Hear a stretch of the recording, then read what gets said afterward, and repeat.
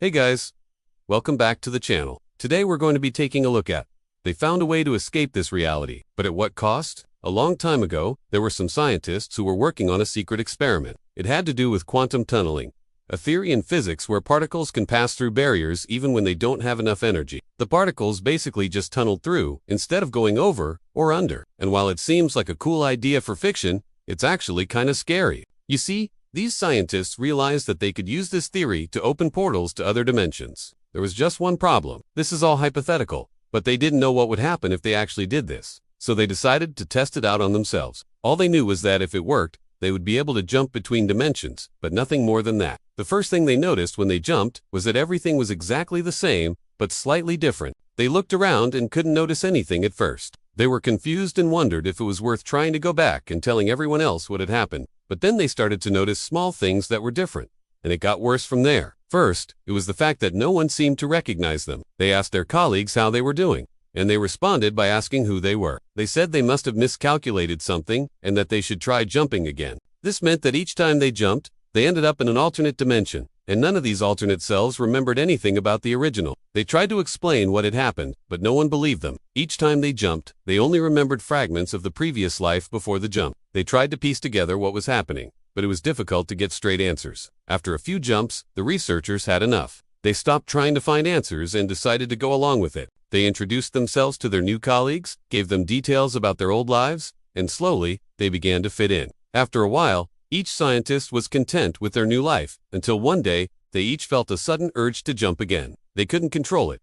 Something was calling them. When they jumped, they found themselves in a place that didn't seem to belong to any of the other dimensions they had been in. It was darker, colder, and the very air seemed to ooze with malice. They were scared at this point, not knowing what would happen next. They had created a wormhole, a gateway between dimensions, and now they didn't know how to close it. This made them feel trapped and hopeless. Then, suddenly, out of nowhere, a portal opened up right in front of them. On the other side, they saw what looked like a swirling vortex of energy. It beckoned to them, offering a way out, but they didn't know what would happen if they stepped through. They hesitated for a moment, but ultimately decided that it was better than staying there forever. They took a deep breath and stepped inside. On the other side, they found themselves back in the original dimension, but it was different. Everything seemed to be the same, yet at the same time, it was clear that something had changed. There was an unsettling feeling in the air, a sense of foreboding that made them uneasy. The experiment had gone horribly wrong. They tried to undo it, but that didn't work. It was too late. The damage had already been done. They thought they had escaped,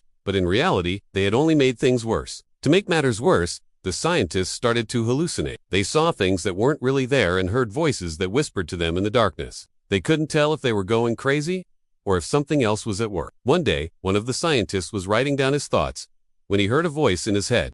It spoke to him in a language that he didn't understand, but he could feel the meaning behind the words. It told him that it was glad to have him back, and that it had been waiting for a long time. He shook his head, trying to clear it, but the voice kept coming back. It wouldn't go away. He decided to share his experience with the others, but when he told them what he had seen and heard, they didn't believe him. They thought he was making it up, or that he was still hallucinating. This made him feel isolated and alone. He was the only one who could hear the voice, or so he thought. As time went on, the voice grew louder and more insistent. It told him that it needed his help to bring about a new order. He didn't know what it meant, but he was becoming increasingly desperate to stop it from whispering in his ear.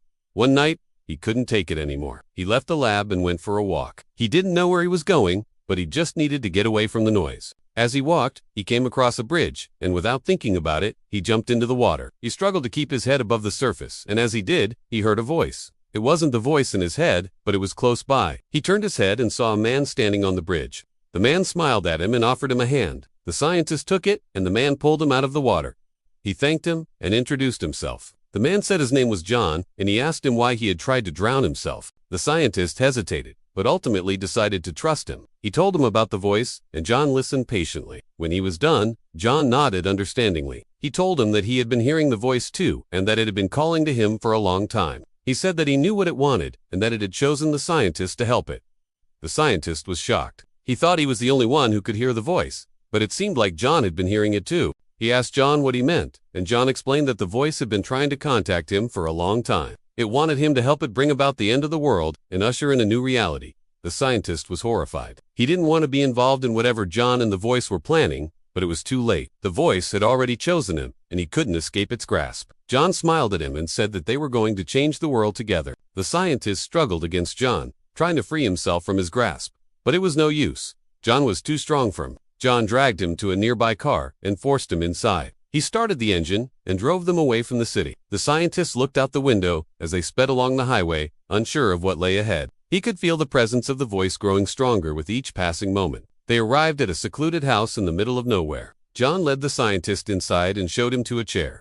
He sat down and relaxed, a sinister smile on his face. The scientist could feel the voice whispering in his ear, telling him that everything was going according to plan. He tried to ignore it, but it was too late. He had become a pawn in a game he didn't understand. The voice continued to whisper to him, filling his mind with images of destruction and chaos. He could feel the darkness growing inside him, taking control of his thoughts and actions. John approached him and placed a hand on his shoulder. He looked at the scientist and said that it was time to begin. The scientist looked back at him, his eyes filled with fear and uncertainty. He didn't know what was happening, but he could feel the darkness consuming him. The voice grew louder, drowning out all other sounds as the scientist struggled against the darkness within him. And that is the end of the video. Thank you for watching. Do you think the scientists were hallucinating? Or did they bring something back with them? Let me know in the comments below. If you liked this video, please leave a like and subscribe for more content like this. We'll see you next time.